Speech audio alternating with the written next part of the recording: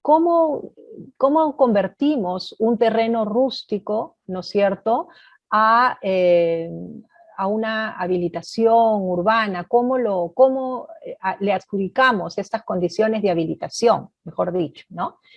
Eh, es, es ciertamente una pregunta que es bastante reiterativa, ¿no? Porque es verdad que el tema de los terrenos rústicos está sujeto a muchas condiciones y muchas características especiales dentro de nuestras áreas urbanas, ¿no?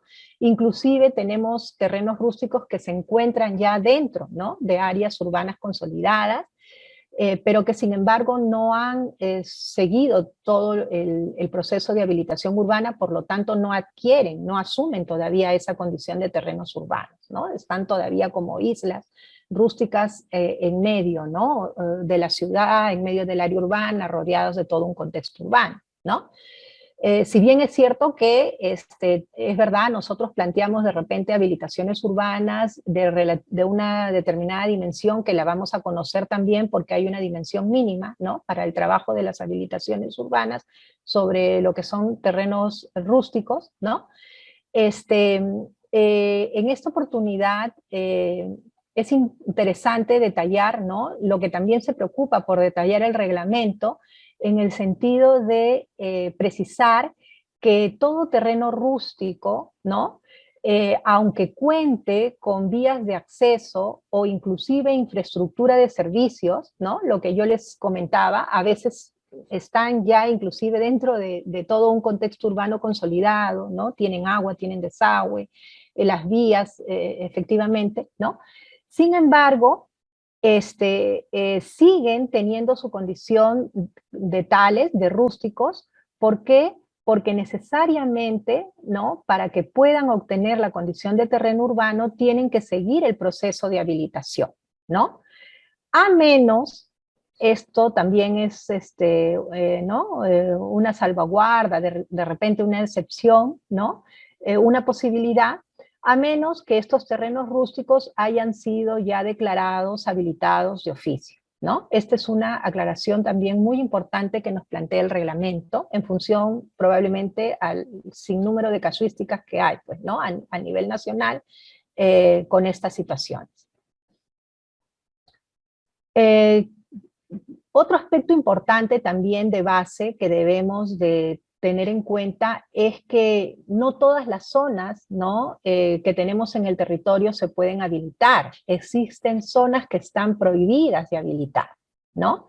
Y debemos de ser conscientes de cuáles son esas zonas, ¿no? Y son, digamos que bastante reconocibles, ¿no?, y bastante claramente planteadas. En principio, ¿no?, son aquellas zonas de interés arqueológico, histórico y patrimonio cultural, ¿no? Definitivamente no pueden plantearse habilitaciones dentro de esas zonas, ¿no? Vuelvo a repetir, a pesar de que pues en nuestra realidad nacional, ¿no?, lamentablemente hay mucho conflicto con este tema porque a veces terminan siendo ocupadas, ¿no?, con fines residenciales, pero ya la norma nos los va aclarando, ¿no es cierto? Están prohibidas de ser habilitadas.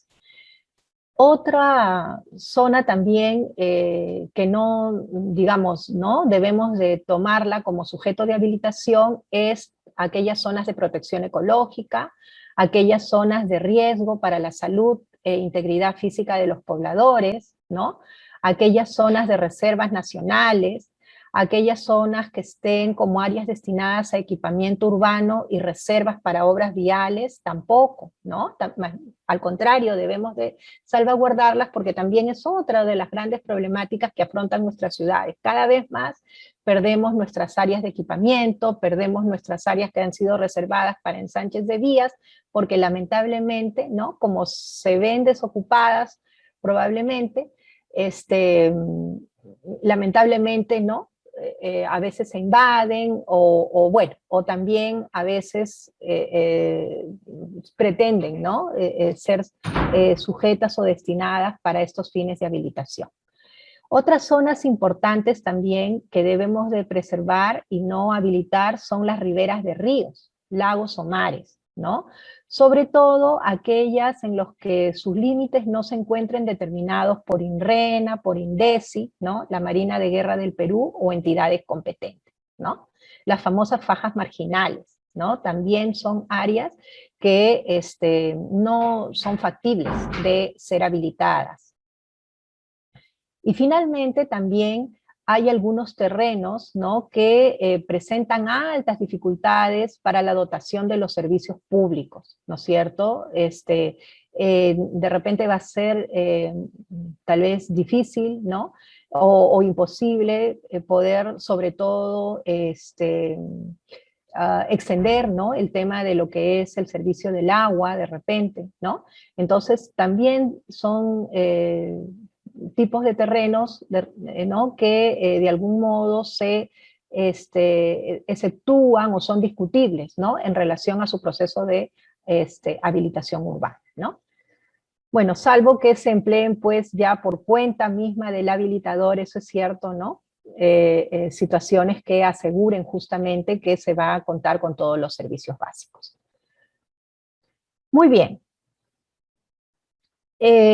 Prosiguiendo con estos conceptos generales que nos plantea nuestro reglamento de habilitación, ¿no?, y estas consideraciones generales precisamente, también hay otro aspecto muy importante, ¿no?, que necesariamente son procesos a los que se someten nuestros terrenos previamente a las habilitaciones, ¿no? Son justamente los procesos de independización y subdivisión. Y aquí era cuando les comentaba que también nos permite tener claridad respecto al dimensionamiento, ¿no?, de mínimo que puede tener un terreno para ser habilitado, ¿no? Y justamente, para empezar, nos permite diferenciar lo que es el proceso de independización de lo que es el proceso de subdivisión, ¿no?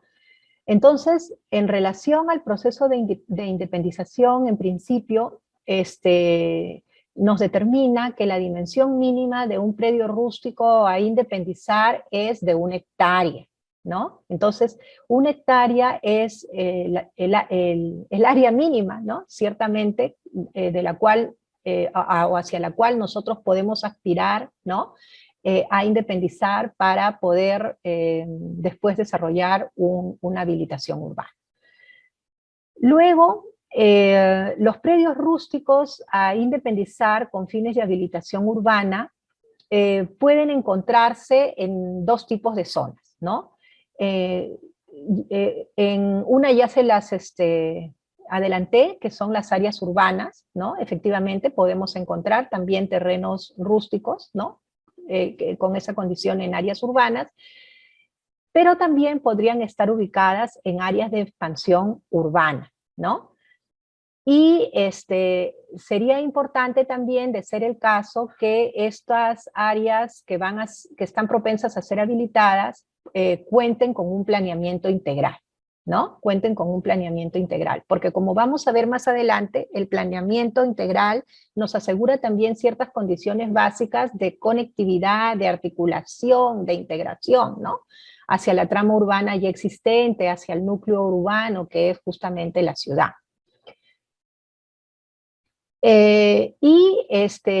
Estos planeamientos integrales, ¿no?, dentro de los que debieran enmarcarse, en todo caso, estas áreas a habilitar, ¿no?, tienen una vigencia de 10 años. Eso también es importante, ¿no?, tomar en cuenta. Los predios independizados deberán de mantener la zonificación asignada al lote matriz, ¿no? Definitivamente, si es que van a estar dentro de una zona urbana, dentro de una zona de expansión urbana, definitivamente estos predios o estas áreas a habilitar van a contar ya con una zonificación, perdón, ¿no? Entonces, los lotes que lleguemos a independizar mantienen, ¿no?, ciertamente esa zonificación que ha sido planteada como parte de su plano de zonificación a partir de su plan de desarrollo urbano. Luego, en relación a la subdivisión, ¿no?, aquí es importante de repente reconocer, aclarar, ¿no? Si de repente no lo tenemos claro todavía, que las subdivisiones se desarrollan, ¿no? Sobre lo que son predios ya habilitados, ¿no? Sobre lo que ellos son ya, perdón, predios ya habilitados, y se sujetan a las condiciones propias de lotes normativos de cada zonificación, ¿no? Eso es importante. Digamos que a veces son situaciones recurrentes, ¿no? En realidad, dentro de lo que es la práctica del saneamiento de los predios, ¿no es cierto?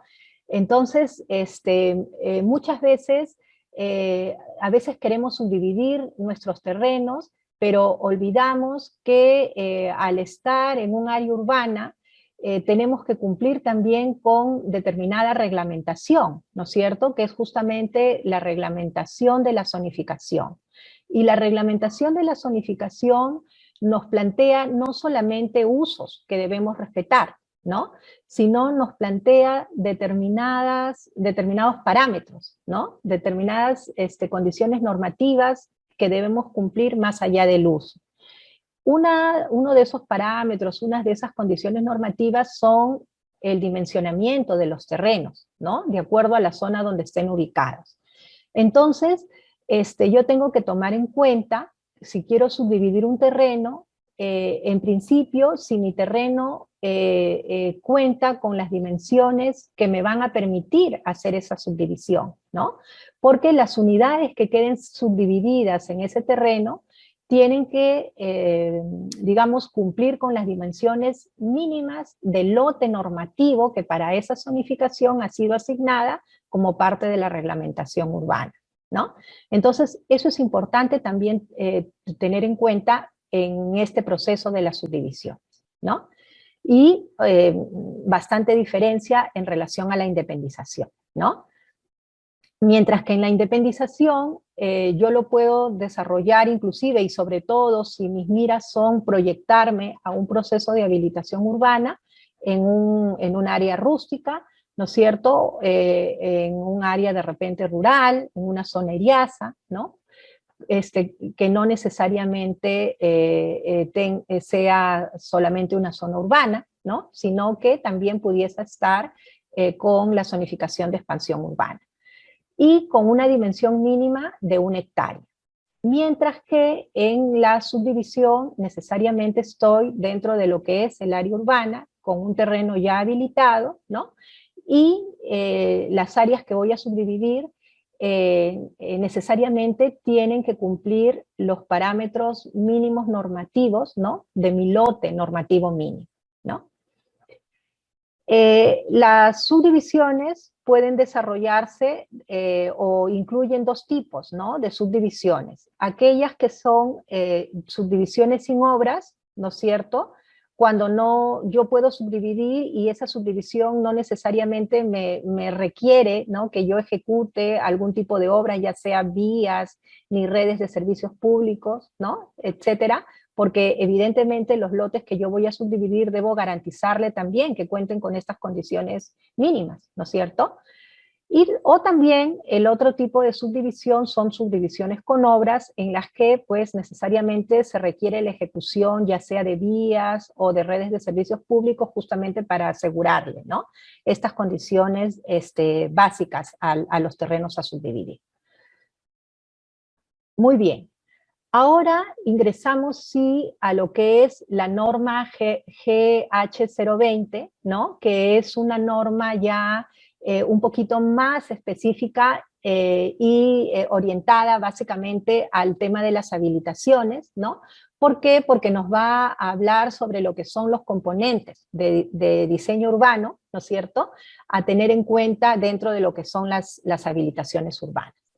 Para empezar, ¿no es cierto?, reconocer cuáles son los componentes de diseño de nuestras habilitaciones urbanas. Ya en algún momento los he mencionado, ¿no? Son básicamente 2 grandes componentes. En principio, los espacios públicos, ¿no? Porque en nuestras habilitaciones urbanas no podemos pretender que sean solamente lotes individualizados, ¿no es cierto?, sino que el proceso de habilitación urbana nos exige también que incluyamos, ¿no?, como parte de esa nueva área que sumamos a la ciudad, espacios públicos. Y ese es un componente importante dentro de nuestro diseño. Y un segundo componente justamente son los terrenos a edificar, ¿no?, que nosotros vamos a subdividir, a lotizar como parte justamente de nuestra habilitación. Dentro del primer componente de los espacios públicos, tenemos que considerar a las vías y tenemos que considerar a las áreas de parques y plazas de uso público, ¿no? Esos son los espacios públicos. Dentro de las vías, no perder de vista tanto las de circulación vehicular como las de circulación peatonal, ¿no? Eso es importante también. Y en el caso de los componentes de terrenos a edificar, los lotes, como ya les había comentado, ¿no? Por un lado, los lotes de libre disposición, esos lotes que de repente, ¿no?, vamos a buscar vender como parte de nuestra habilitación, y también, importantísimo, los lotes de aportes reglamentarios, ¿no?, lo que les había comentado, así como también, digamos, sumamos espacios públicos dentro de nuestra habilitación, ¿no? También nuestra reglamentación, como lo vamos a ver más adelante, nos va a pedir lotes para otros usos, ¿no? De carácter público también, para los famosos equipamientos, que son justamente los lotes de aportes reglamentarios. Condiciones importantes, ¿no?, que hay que tomar en cuenta con estos dos componentes son algunas de las que les he comentado aquí, ¿no? En principio, las habilitaciones deben estar intercomunicadas al núcleo urbano, ¿no? Es importante no perder de vista eso, ¿no? Nosotros no podemos manejar a nuestras habilitaciones como islas, sino que una condicionante de diseño importante es que estén, ¿no?, profesamente articuladas a nuestros núcleos urbanos, ¿no? Como por una vía pública formalmente recepcionada, ¿no es cierto? O de hecho. ¿Qué quiere decir formalmente recepcionada o de hecho? Que en algún momento, si por ejemplo nosotros no planteamos nuestra habilitación de repente en un área un tanto distante de la ciudad, nosotros tenemos que garantizar como parte de nuestras obras el planteamiento, ¿no?, y la ejecución de una vía que conecte hacia la trama vial más cercana, ¿no?, que asegure su conexión hacia todo nuestro núcleo urbano. Y eso formaría parte tanto de nuestro diseño como de nuestra ejecución, ¿no? O de hecho, ¿qué quiere decir? Que de repente pues tenemos la suerte de que nuestra habilitación está o inmediata o bastante cercana a una vía ya planteada, ¿no? Y por lo tanto, dentro de lo que es nuestro planeamiento, ¿no?, integral de nuestro de diseño, pues evidentemente se observa, se corrobora, se comprueba, ¿no?, que nuestra habilitación está adecuadamente conectada. Y en casos de habilitaciones urbanas colindantes a áreas consolidadas que no estén formalmente habilitadas, ¿no?, lo que un poco les comentaba, a veces, ¿no?, por la forma como se ocupa nuestra ciudad, a veces de repente nosotros visualmente, ¿no?, o en el hecho, encontramos todas las características de un área urbanizada, pero desde el punto de vista legal, ¿no?, de repente esa área no está formalizada, ¿no? Entonces, y nosotros a lo mejor contigua a esa área vamos a plantear nuestra habilitación, ¿no? Tenemos que, para, digamos, la procedencia de nuestra habilitación, ¿no?, considerar esa situación y para asegurar esto que les he comentado, esta integración vial, esta articulación vial a la ciudad, tenemos que considerar un planeamiento integral, ¿no es cierto?, en el que justamente, digamos, se incluya, ¿no?, toda esta área y se clarifique también, ¿no?, de manera exprofesa, de manera clara, cuál es la trama vial, ¿no?, ciertamente que asegura, ¿no?, nuestra articulación y nuestra conexión a la trama vial, ¿no?, urbana de nuestra ciudad. Ya, ahora sí. Otro aspecto también importante dentro de las consideraciones, ¿no?, de diseño, estos componentes de diseño de nuestra habilitación, es el tema de las servidumbres, ¿no? También son situaciones que se presentan y tenemos que salvar